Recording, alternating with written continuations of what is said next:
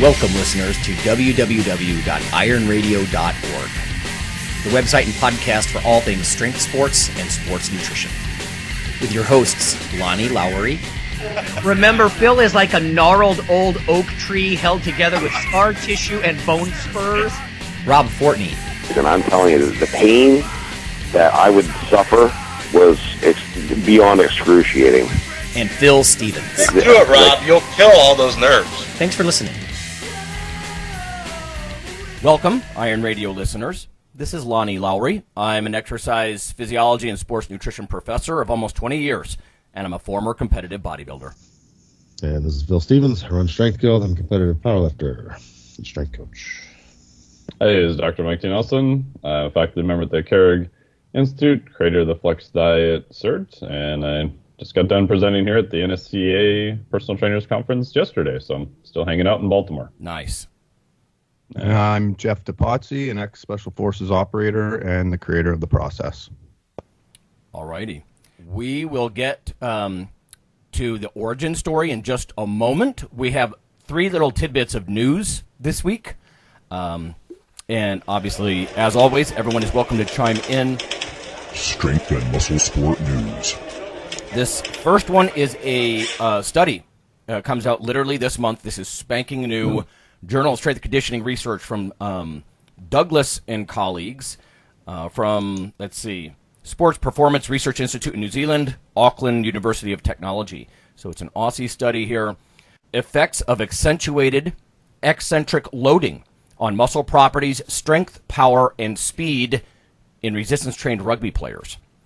So I like to look at these rugby players. That's a resilient group of dudes here.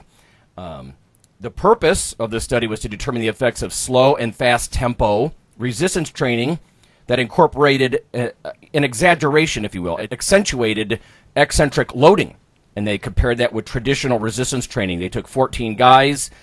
They completed either the accentuated eccentric stuff, again, really focusing on the negatives, or traditional resistance training over 2 4-week phases. One of the eccentric portions was slow, or real slow on focus on the slow part, and I don't have the exact methodology if this was more than a 4-count, lowering of the weight sort of thing or what, and then they had a faster eccentric tempo. The results were such that slow eccentric lifts elicited superior improvements in the back squat and the 40-meter sprint compared to traditional resistance training. So oftentimes we've had John Mike on, of course, in the past, and he would talk about how much this translates, because one of the questions that comes up is, if I do a lot of slow negatives, will that translate over to something explosive or not? And I think the short end is, yeah, it probably does pretty well, and this study would confirm that. The short-term incorporation of slow, accentuated eccentric lifting was superior to traditional resistance training in improving the strength and the maximum velocity of sprinting speed in these rugby players. So I love negatives. I like slow, 4-count negatives. I've always been more focused on the hypertrophy side of things, but it's really cool when you see it translate like this. Like it was superior when it came to back squat and sprints. So pretty cool stuff out of Australia. Yeah, that's super interesting. And, Cal Dietz has a triphasic method too, where he'll take a block and do, slower eccentric movements, and he's seen these lifting speed after they complete that. They'll do an isometric phase and a concentric phase. He's seen lifting performance go up, and then also for athletic performance, just the speed of being able to execute the lifts faster has gone up too. Right. Yep. Yeah. To me, it's always tough, like what the comparison is, because if you're not careful, you could just have an exaggerated stimulus with the eccentrics. Like if the time under tension is just much greater because you're doing real slow negatives, you're literally spending more time under tension kind of thing. And do you control for that, or do you just allow that to be what the comparison is? You know what I mean? Yeah. You kind of have to, by picking one variable, you can't really pick the other one. Right, yeah. Science is reductionist. Yep. I have 2 more, and I'm just going to fire through these quickly so we can get to our origin story here this morning. This next one is from the Institute of Food Technologists. This is weird, and it caught my eye from IFT Next. They have a great newsletter. I love these guys. Mike, you and I had a good time in Vegas there last year at their conference. Researchers create an edible insect source of vitamin D. So they start by saying there's increased consumer acceptance of insect protein. Researchers at, Wageningen University and research have come up with a way to make this insect protein even more nutritious. This is clever. They're exposing mealworms to ultraviolet light, to ultraviolet B, UVB radiation, and it increased their vitamin D concentrations 60 times above unexposed specimens. So apparently this came out in the Journal of Scientific Reports. It says the synthesis of vitamin D in insects had not been previously investigated. And a lot of us are familiar, of course. We know that this happens in vertebrates and, well, people, obviously. But they looked at, 4 insect species, locusts, house crickets, black soldier fly larvae, and yellow mealworms. And they exposed them to different amounts of UVB radiation. Then they tested their vitamin D concentrations. All of the insect species, with the exception of the black soldier fly, had strongly increased vitamin D levels, particularly the mealworms. And I think that's probably what caught their eye, right? Because that's one of the big crickets, and mealworms are some of the biggest focus when it comes to insect protein. And if insect protein grosses you out, listeners, who was the girl, Mike, at ISSN years ago? That was her whole thing. Yeah. She was called Bug Girl or something. The Bug Lady. That. Yeah. That's where we were eating bugs with Lou Schuler. Right, that's right.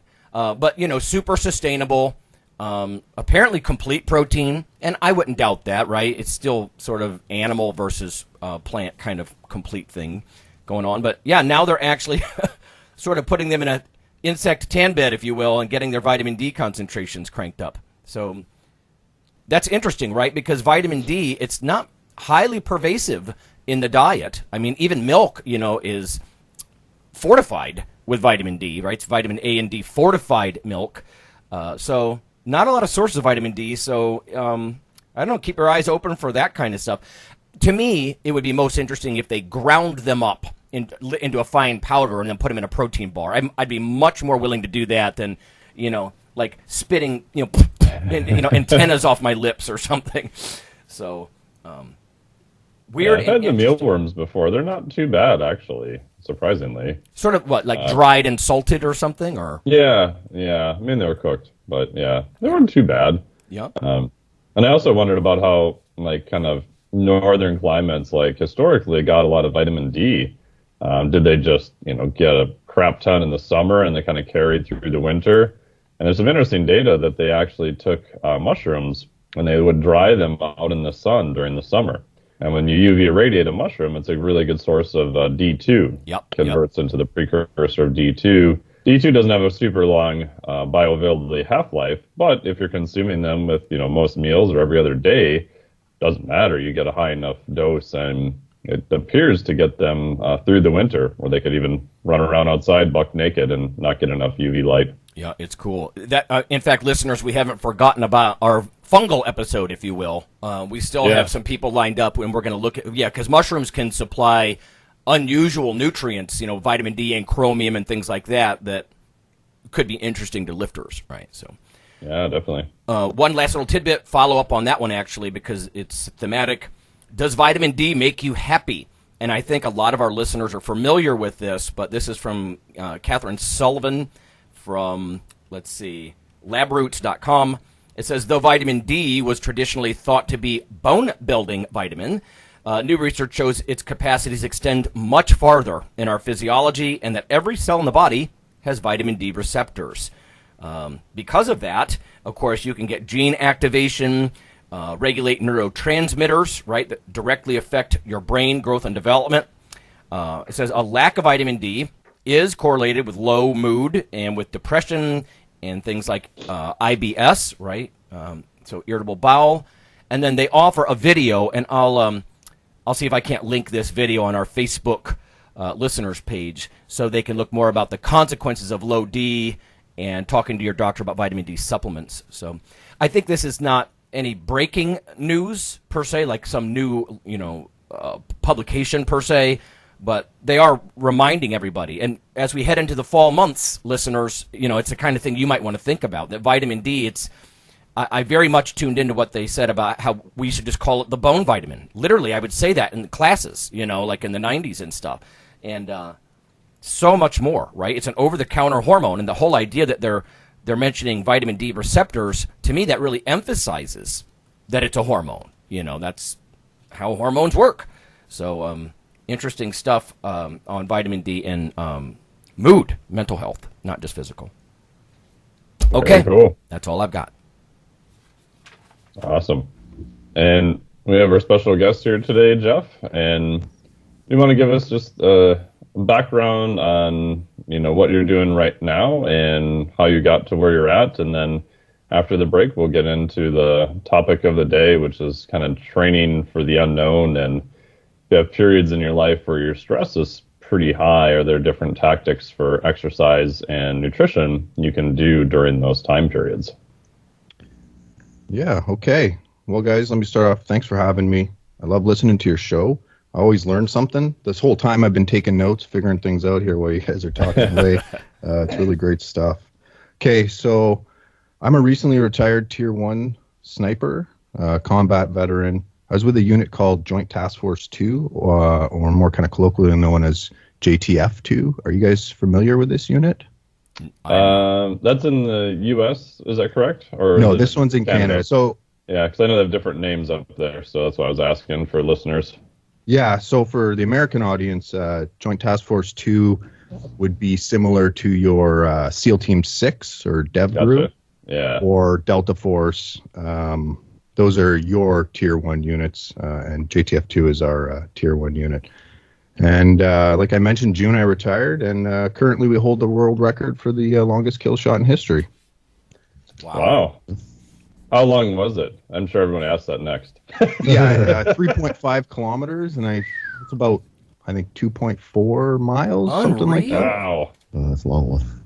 Yeah, in Iraq. We were pretty proud of that one. There's so much science that goes behind doing something like that. I mean, you're literally calculating the rotation of the planet, and you got multiple wind directions.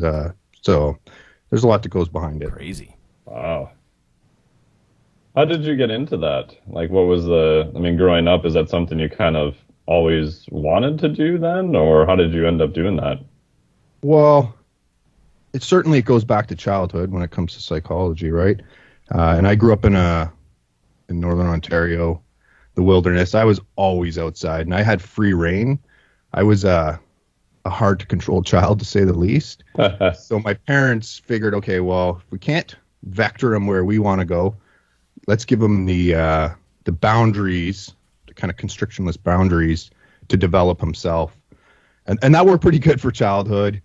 Once you move into your adolescence and teenage years, it gets to be a little troublesome, running with the law and that kind of stuff. I was never a bad dude. I always had good morals and ethics. I was always pushing boundaries on everything. Everything I did, any extreme sport, anything I chose to pursue, I'd go right to the boundary, you know what I mean, as far as I could. And sometimes that didn't lead to good things, but I learned a ton. And that kind of, it's interesting because I ended up in the military. I mean, there's nowhere with more rules and boundaries and constrictions, you know what I mean? But the 9/11 had happened, and I wanted to do my part, so I signed up, and I was in the regular army for maybe 7 years or so, deployed to Afghanistan. Really felt like we got to make a good difference there. But what started happening is this interest in human optimization, human selection, all the psychology that goes behind it, but not just the mental aspect. Also, picking guys based on how their muscles made up, how their nervous system works or doesn't work, depending on caloric intake or sleep, stuff you guys are all very familiar with. And then I ended up in Joint Task Force 2, went through extremely rigorous selection there. And that's when the light went on, and I just started pursuing and researching it and doing my own version of research and studies on the guys. Because when you're there, you have this access. Everybody wants to kind of like try out their methods and tools and skills on the SF.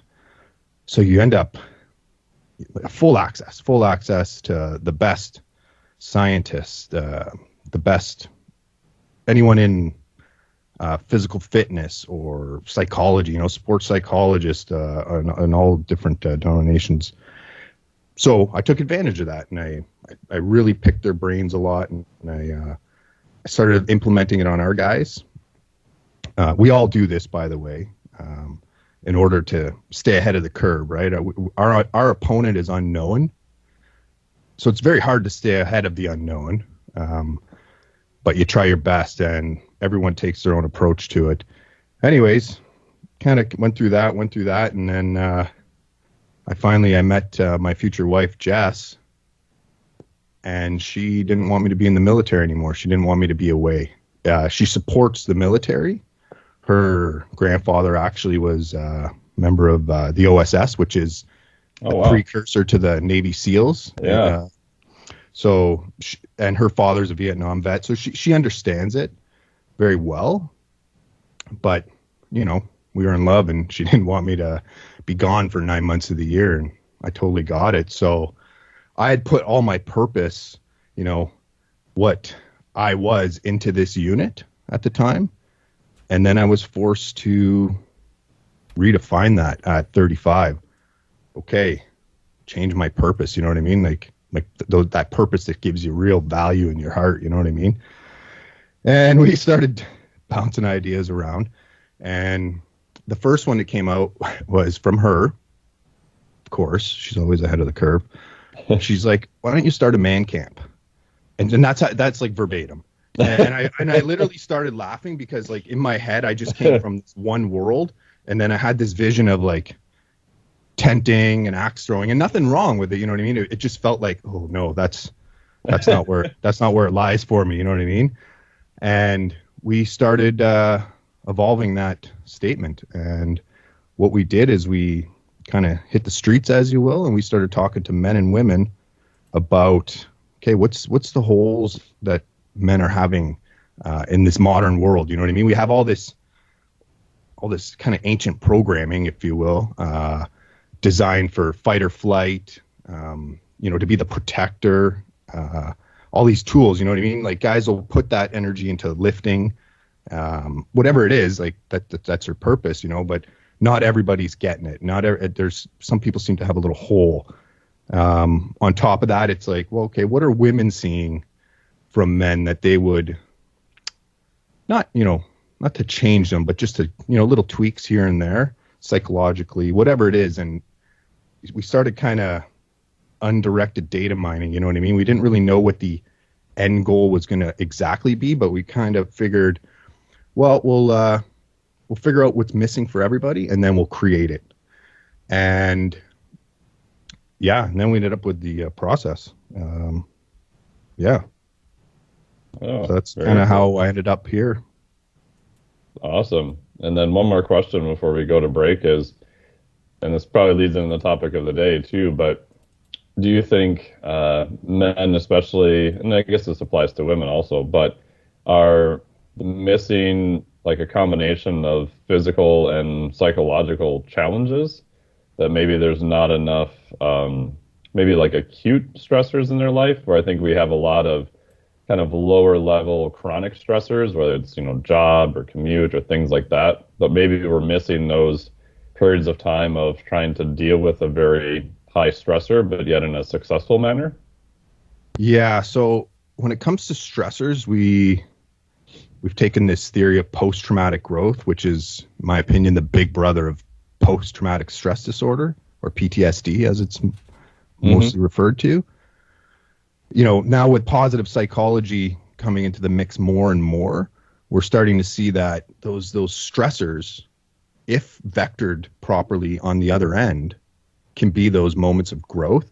But to back it up a little bit more about the proper stress in your life, like, we're not talking about the kind of stress where you feel like you're swimming against molasses. You know what I mean? That like, I'm going against the grain here. Every fiber of my being is headed in the wrong direction. We're talking about, self-constructed kind of stressors where on the other side, you've leveled up. You know what I mean? You've you've learned to deal with fear better. And when I say fear, I do mean like all the hormonal responses and everything that happens in the body with that. You move your position in life a little more, and not just psychological and physical. I think spiritual is a bit of a word that's kind of got I don't know if it's a bad rap with some men, but I think it's misunderstood and not used in the right way. So I do believe there's a little bit of that lacking in a man's life. It's tough. I mean, you go to work, you got your family, you maybe have one hobby, where do you put this stuff in? There's only so much time in the day. Yeah. Cool. We'll take a little break here, and then we'll get into the topic of the day.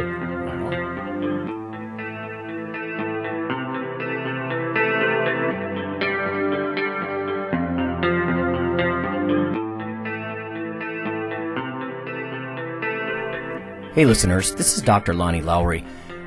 If you've ever had anyone critique you on your protein intake as part of your weightlifting lifestyle, oh, you poor meathead, all that extra protein is going to rot your kidneys or weaken your bones or dehydrate you or give you gout or who knows what. There is a book available. You could simply Google CRC Press and Lowry. And what I've done is reach out to experts all over the world and create a book, a single compendium that you can hold up and say, this is why I consume extra protein. This can be very valuable when you're being quote unquote educated by various professionals on the topic. There's an enormous amount of literature in this book on the safety, the effectiveness, how protein works in cells, the history of protein and weight trainers, much more. So again, please check out CRC Press and Protein and Lowry. You can just Google that. And I do, full disclosure, I do make a small single-digit royalty on the book. But that's not why I did it. I did it so we can all have something, our particular population, to both defend what we do and to inform our nutrition and our eating. Thanks.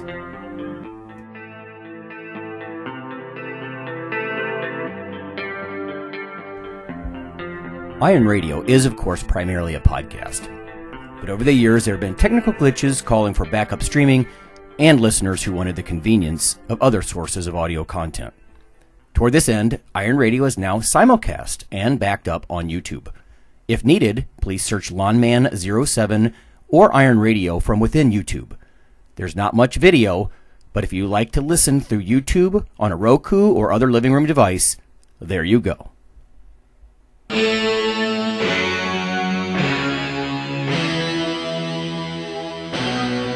Like your weekly fix of Iron Radio? In addition to being a popular institute on iTunes, we are also on email. Simply go to www.ironradio.org and sign up for the voluntary email. You'll get a once per week email, no more, that's little more than the show notes and a link to the audio. So go for it.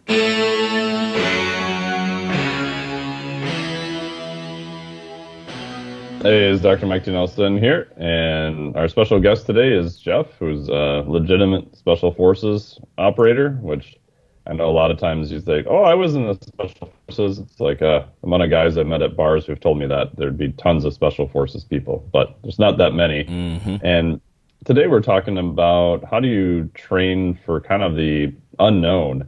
Obviously, with Jeff's extensive background, that's literally what he spent most of his life preparing for. And sort of what lessons can we learn from that and translate that into kind of gym performance for people that are listening. The first question I had, Jeff, is how, from the mental side, how do you what things do you have as sort of a checklist so you're kind of prepared for kind of the unknown, where I think the advantage of training in the gym is you kind of know what you're preparing for, right? So Phil has lifters preparing for a meet. We know they're going to have to do a bench press, a squat, a deadlift. But I think some other lifters are also training for just life and being prepared for the unknown. So kind of how do you wrap your head around that, or things that you should have as a kind of a checklist to make sure that you're checking the box on each one? Okay, so It's a big question. Yeah, and I'll be honest. From the realm I come from, we don't do checklists. We live more by kind of principles. Okay. It's tough when, let's just say equals C is the objective, but when you don't know what C is, it can be difficult. And I know that's not great. So what ends up happening is you kind of jack of all trades things. And from the physical fitness point of view, from the mental point of view, it can be tricky, but it goes back to the selection. So when guys are going through their selections, they're fine-tooth combed for their traits. And one of them is emotional stability, which would fall into that being able to prepare for the unknown. You know what I mean? Like I could relate it to a whole bunch of things like the Big Five and stuff like that. But that's the big one. You know what I mean? Being able to stay calm well before, because anxiety. If you got an op coming up or anything, a meet, if you're a lifter and it might be 6 months out, that drip of anxiety can really start to wear on you. So if you're able to handle it up front better with the traits. So for the lifters, mental's tough. I think exposure is the key, though. Always putting yourself into stressful situations, things that get that pang in your belly going. You know what I mean? Like we all know what anxiety and stress feels like. Sometimes you need it to be a high jack of cortisol, like skydiving or something. And then sometimes it's got to be a little bit more of a low dose one. And I think for anything, you want to be like the whole man. So for me, I like to, do public speaking stuff because to be honest, I'm pretty introverted and I don't love it. You know what I mean? But it helps me get used to dealing with those stressors where jumping out of planes and being in gunfights doesn't bother me. You know what I mean? Because I was inoculated to those things. But it doesn't mean that the growth is over. I got to keep doing it in different realms. Yeah. So I'd say part of that's just an inocular. They call it like threat inoculation, right? So you're kind of slowly kind of ratcheting up whatever you as a person perceive as physical or mental or some type of stress, whether that's a meet or public speaking or things of that nature. Yeah, I would say yes. Like there are some factors when it comes to stress. Cortisol, as you guys know, some people are able to spike high and bring it back down. That's a trait of the operator. We don't spike and then hold. So that helps us mitigate stress, one. Another one's in the memory. The way our hippocampus stores memory in stressful states, we're not as vivid. It's not that we don't have good memories, but you're not remembering every micro detail of that stressful situation. So on the other side, it doesn't turn into growth, not PTSD. But yes, exposure. You can go little, you can go a lot. I don't know how you guys do it with your lifters, but I would imagine that if you have a big competition coming up, do you do small competitions to help set that nervous system and those hormones, or when they're in the big one, they don't just spike and it degrades your performance? Do you do that, Phil? Do you have any type of, I know you have your lifters do a lot of meets, but do you do any like simulation type days beforehand, or how do you handle that with your lifters? Yeah, for sure. I mean, we'll try and simulate it as best as we can. I mean, go visit another gym, lift there, things like that. Get out of your comfort zone. And then if I have a lifter that just responds poorly to competition settings, then yeah, we're gonna do as many as we can. So until that's not an issue anymore. So yeah, exactly. The more you see, the better set you are, right? Yeah. Yep. So. Yeah, I've only done a handful of actual meets, and the first one I ever did, I was a freaking nervous wreck for like 2 months beforehand. Yeah. And it was the weirdest thing. It's like nobody cares what I lift. No one I know is even going to be at the meet. I'm only doing it because I want to feel what it's like to compete. And I even mentally knew what I was doing, but yet you still have that kind of fear response where you can't kind of cognitively flex your way out of it, Yeah, and you try to do things like, goal setting exercises and breathing and mindfulness and implementation intention, and there's no substitute for the real deal. That's when it comes down to it. Yeah. Cool. And then is there stuff specifically you guys do on the nutrition side also in terms of preparedness? And I gave a talk once, oh man, probably going back 8 years ago in the U.S. to DARPA, so Defense Advanced Research Project Agency. And it was literally talking about metabolic flexibility. And instead of trying to make sure that everything they had was sort of quote unquote perfect and they had all their food and everything with them, especially for smaller groups of deployment, can you train them ahead of time so that they can handle more adversity? So could you have them maybe control fast for periods of time? So if they had a fast for 24 hours, they've literally gone through a simulation of everything that they would expect to do, and we're able to actually do it. So they have both the kind of physical and mental side, which is kind of the inverse of what traditionally had been done.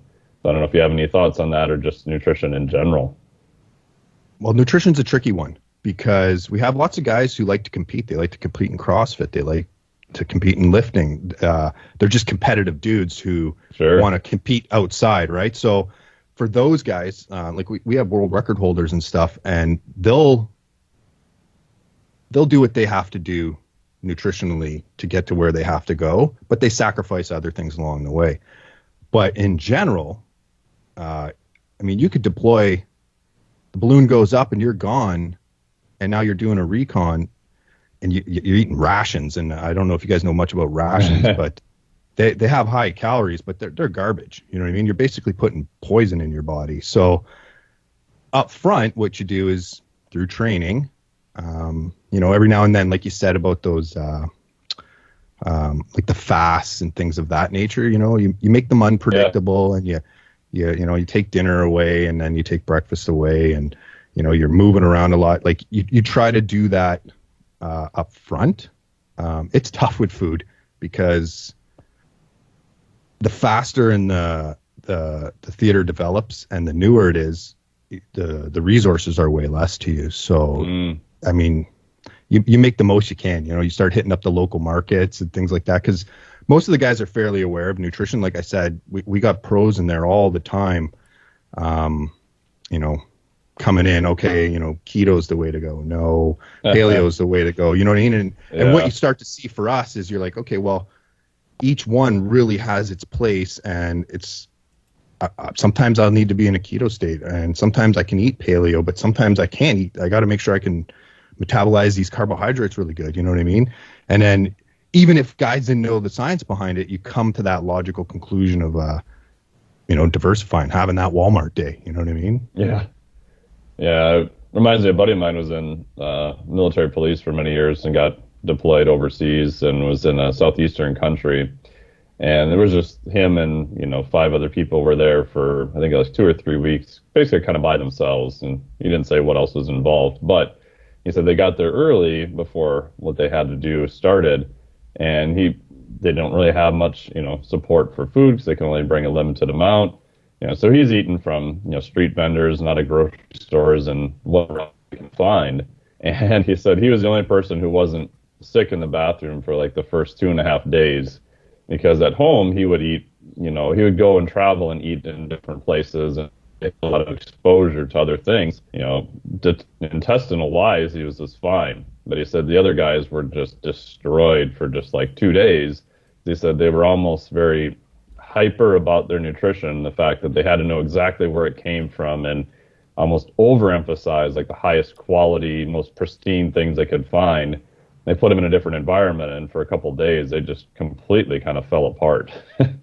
Yeah, we do a bit of mitigating up front. If we're out the door quick, we can take injections to kind of help our gut bacteria with that shock. Sure. You know what I mean? Like the Bali Bellies and the Montezuma's Revenges and stuff like that. Yeah.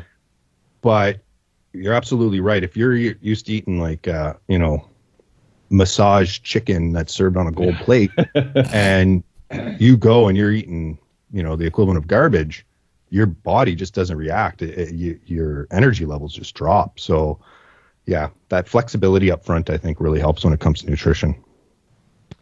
Do you have any thoughts on that, Lonnie, in terms of what lifters can do? I know we've talked about having more kind of a dirty bulk or having, other I hate the word clean, but more high caloric, grease wheels and things like that once in a while? Well, two things come to mind for me. One is high dose fish oils, right? We know they have a long washout, up to 20 weeks, and you can really saturate your tissues. And what's fascinating to me is that they can reduce the adrenal response to stress. So that'd be one thing, because you don't have to take them with you, right? As long as you're doing them for several weeks before go time, you don't have to take them. They're already embedded in your tissues, and they're not going to wash out for a long time. That'd be one. The choice of dietary fat is just so fascinating to me, right? And another might be something I just stumbled on this last week. We did a sleep deprivation lab with some of my advanced ex-phys students, and they were allowed only 2 hours of sleep for 2 consecutive nights. And we're trying to literally jack up their sympathetic drive, and we're measuring it with HRV, and blood pressure, glycemic responses. It was fascinating, but the one guy, trained cyclist, he's so fit, I could not knock him out of homeostasis. I mean, that is a hell of a stressor, right? 2 hours, 2 nights in a row, and he didn't even really do that. But two curious things. One, he's highly trained, and if you look in the literature, there is some indication that just GPP, if you're just general training, you have a good aerobic base, you have a certain amount of muscle strength, you are much more resilient to some of these symptoms of sleep dep.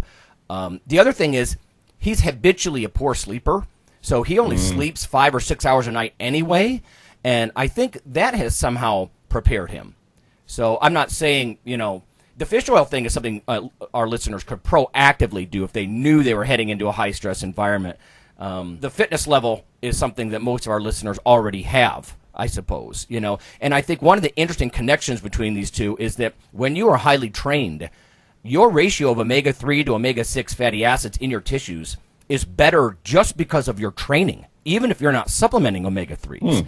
So, these things all seem to be related, and there's sort of this underlying inflammatory mechanism, but yeah, those would be my thoughts, I guess.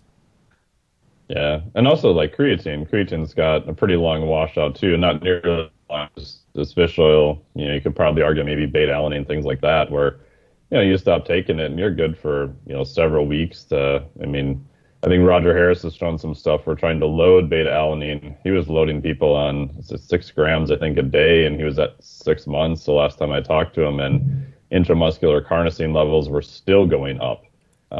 Cool. So, yeah, so some of that may be longer than what we think, too, so that might be useful. Yeah, that's pretty interesting info. Like, for us, when you're rolling out and you have, like, a really finite amount of space and stuff to take with you, some fish oil and creatine's really not all that much to pack to keep that going. It's a good call. We went up to Kettering Medical Center once when I was a doc student, and it was one of the early 90s stuff, early creatine studies. We loaded creatine. We went back 6 weeks later. We were in a MRS unit. So, listeners, it's like an MRI, but instead of taking a picture, it's going to give you a spectrum of, your phosphagens, so ATP and phosphocreatine. We were still almost fully loaded 6 weeks later. Hadn't touched a gram of creatine. And there were some people who did drop off, and as it turned out with follow-up, they were vegans. So the idea was that, the meat eaters amongst us were trickling in some maintenance dose of creatine maybe, very low, but... at least that one suggested what you were saying, Mike, that you've got several weeks and your muscles are still well prepared with a creatine surplus. Yeah, especially with some of the newer data on creatine showing it may help with concussions, especially if you're on it beforehand. I know there's some talk of, military people, obviously. This to you, Jeff. Did you do anything to try to circumvent things on the neurologic side? So I know some guys in the military who will use high amounts of creatine, hoping to protect them against some, concussive type injuries just from, firing weapons of that nature. Mm-hmm. Yeah. So when it comes to concussive stuff, some things I think are just too big to prevent the concussion. Yeah. You know what I mean? It doesn't matter how much you're loaded on anything. The old brain feels it. Yeah. When the bombs are going off. Up front, I wouldn't say that guys are loading on, say, a creatine, because once you're in it, you've deployed, it can be tricky to maintain those things. Sure. As a buffer up front, sure, it works good. But no, I wouldn't say that there really is that in place right now. Yeah. And Phil, do you guys do anything different with your lifters in terms of nutrition to kind of prepare them to handle a wide variety of foods? I mean, I've been at your gym and seen lots of, donuts around on a Sunday and stuff. No, it's a very individual thing. So, I mean, it depends on where they're going. Like, I've got wrestling season's about to start, so I got a bunch of wrestlers that I work with. And so right now they're all going down and this and that. And so, I mean, it depends on the athlete and what they're aiming to do. Like, for me, I'm eating my way up 30 pounds. So it's like I'm on the seafood diet. And just like eat like an a-hole time? Yeah, pretty much. Yeah. So it just depends on the athlete and what we're trying to accomplish at that point in time. I mean, so, yeah. Yeah. So what would be some of the lessons you've learned, Jeff, from your experience that the average, listener, lifter who's listening to this could kind of implement in their life, like things that you've kind of learned based on your experiences? Because obviously they're not going to probably have those experiences, but some lessons you've learned that they could apply in their training that would help them with their results.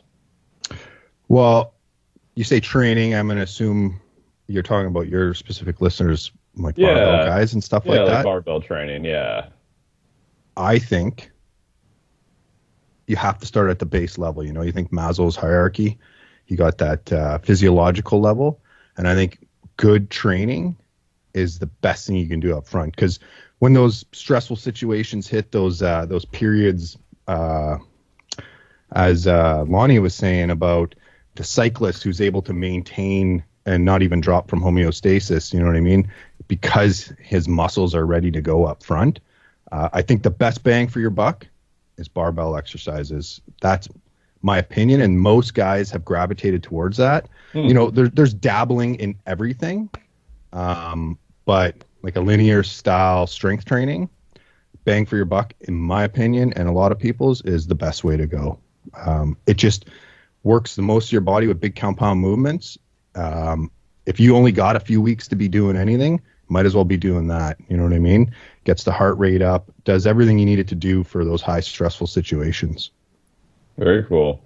Do you kind of alternate in more high intensity work? I mean, obviously you guys are moving a lot and doing, I would say, low to moderate intensity kind of aerobic work a lot of times and doing rucks and things like that.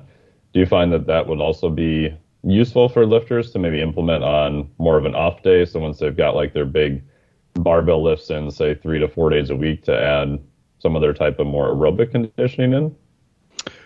Yeah. So if their end game is to be the best, I don't know if that's really the way to go. For me personally, I like a good relaxing recovery day. Okay. What does that kind of look like for you? That looks kind of relaxing. I have a feeling it's probably not what I would consider relaxing. Yeah. Well, so relaxing to me is doing things that I want to be doing, but that are also, involve physical fitness in some way, whether it's rock climbing, biking, hiking. I'll even do a bit of running in there. So I guess in a way, yeah, but not for where I would say I'm pushing my cardio level up or my running endurance up. I would save that more for a training day. But gotcha. So more recreational type stuff. Get some movement in, have some fun. Don't make it so utterly demanding. Probably more just loosely tracked. You're not, measuring your heart rate on every single run and the exact speed and pace and everything else. Yeah, exactly. I started using the HRV a while back, and then ended up having to put it away because it kept telling me not to do anything. So, but I like to get out. You know what I mean? So, yeah. Got it. And Lonnie, do you know the guy who was the cyclist? Was he pretty high VO2 max, I'm assuming, correct? Yeah, he's well trained. Yeah. I don't know the number, but I'm guessing upper 60s, Yeah, so he's pretty up there. Yeah. Yeah, I'd be interested if he has maybe the DEC2 gene, which I think that's the gene where people seem to be allowed to sleep a lot less and kind of get by with it. But I think the occurrence of that's less than 0.5% or something like that. It's incredibly low. They'll hit a wall eventually. You know what I mean? You Oh, can only yeah. go so long. Like, Yeah. there's no magic formula there. Like, we've tried things like blood doping and things like that, and eventually the body's going to do what the body's supposed to do and let you know what I mean? Yeah. What do you, as we're going to wrap up here, are there other things in terms of recovery that lifters should be looking at? Because obviously you guys have, periods of, pretty high stress. Obviously you do a ton of training. Is there any things that you guys have found? Because the guys that I know in Canada, a good buddy of mine, I've done some work with him there, and they've looked at pretty much everything in terms of recovery that I can think of. I'm just curious if you found anything that's been super useful that maybe some of our lifters could use to do on an off day or recovery day. For me, kind of getting out of the zone completely, I find the next time I go back to anything, I always do it a little bit better. Like whatever it is. So like, let's just say I'm training hard. I got my nutrition's all lined up. Everything's lined up. I'm on my programs.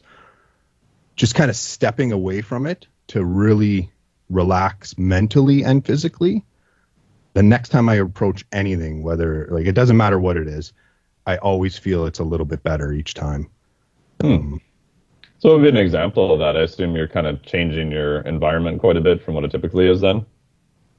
When you're saying changing your environment, what are you saying? Like recovery, are you going for a walk or something in the woods? Or are you kind of trying to change where you're at? You're not kind of hanging out where you're typically training. You're trying to change the environment as much and around you then?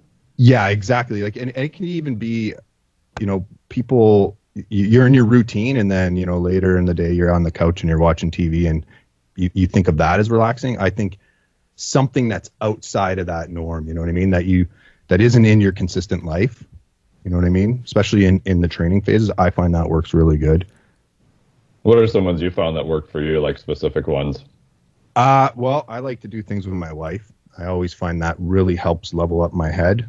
Anything actually with relationships, because in our day-to-day, we get up, we go to work, we do our training. I don't know if guys are training in the morning or probably training in the morning and the night. We got our food routines. Everything is routine.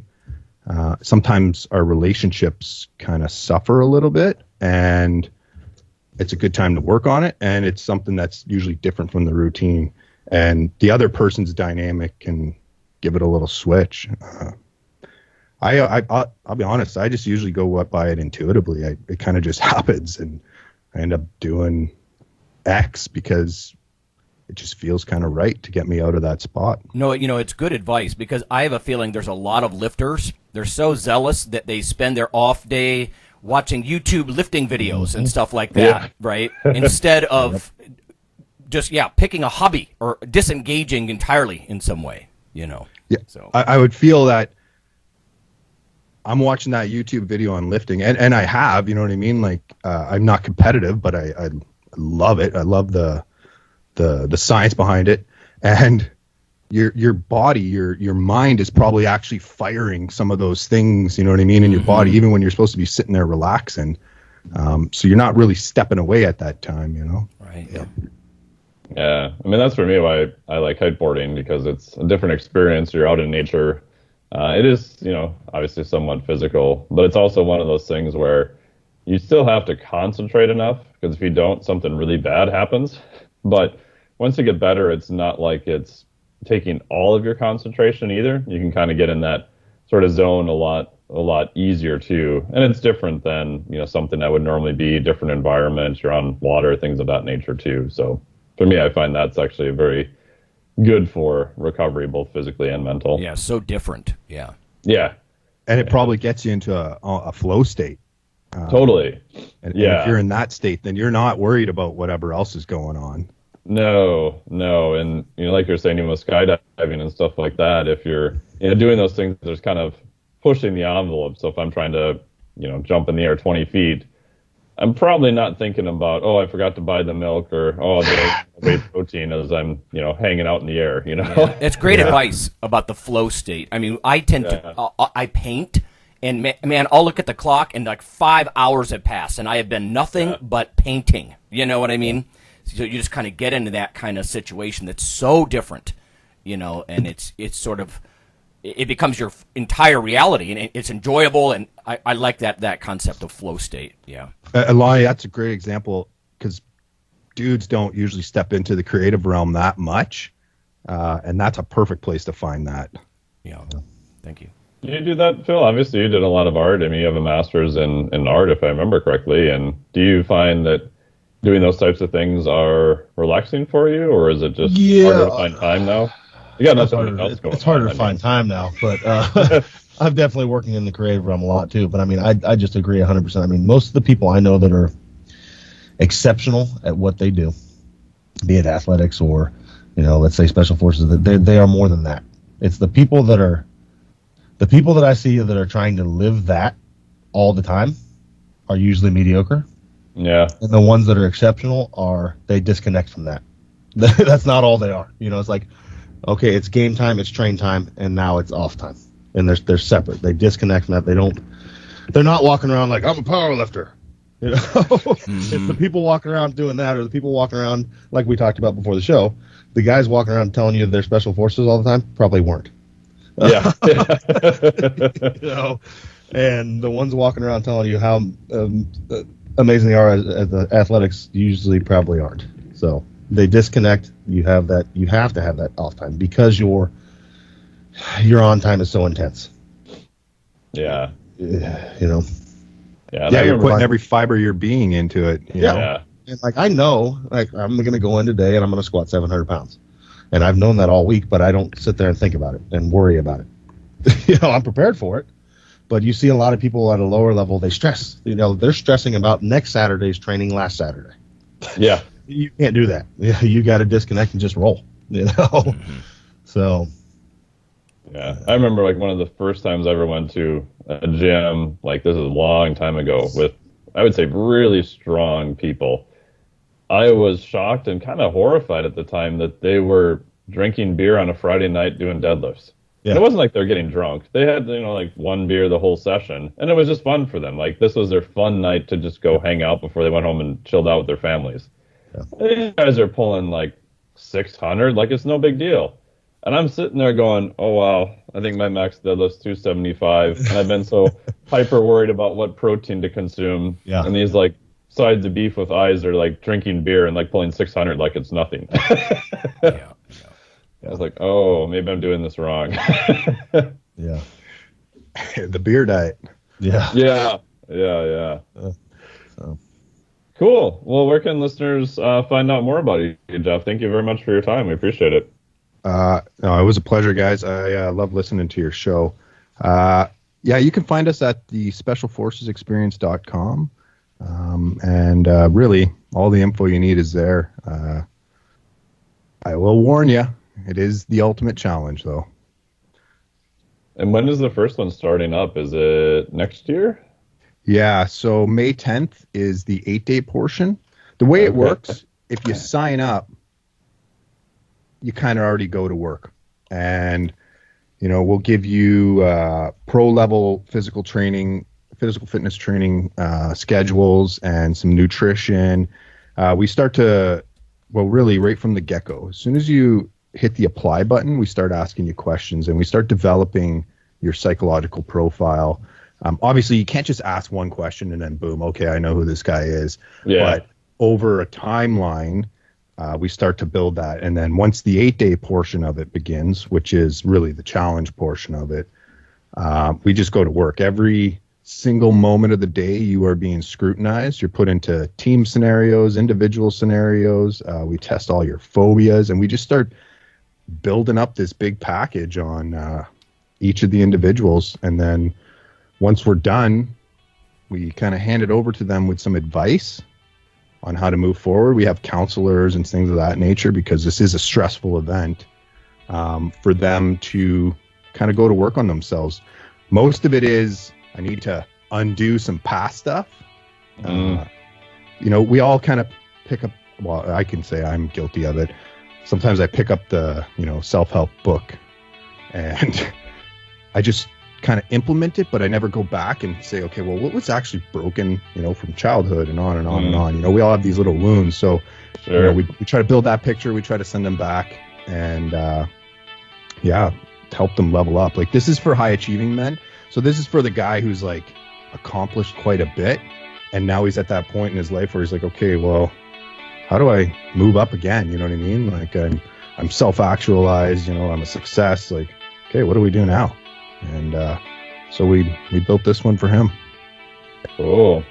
Awesome. Well, thank you very much. We greatly appreciate it. Thank you again for your time. Thanks, yeah. Yeah. Thanks, guys.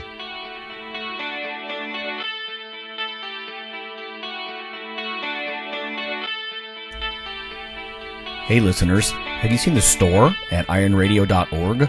There are 3 halls in the store. One for Phil, one for Fortress, and one for myself, Dr. Lowry, and they're thematic. So you can go into our Halls of Iron store and choose based on your goal.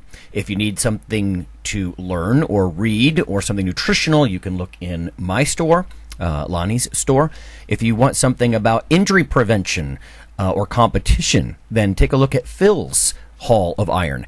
And if you want something about motivation or daily training, Fortress's Hall has what you're looking for. There are some fun, heroic descriptors as you browse through the stores. We try to make it a little more fun than the average boring online store. And whether you're a novice lifter or someone more experienced, you can take heart that you're not wasting your time. The things that we put in each Hall of Iron are actually based on our own recommendations. Protein powders that we know to be good, knee sleeves, wraps of some kind, things that Fortress uses in his own training. The stuff you see, is good. This way you don't waste time. So check out the Iron Radio store at ironradio.org and let us know what you think on the forums, and certainly you can request products and we will screen them before they go in. So thanks for listening.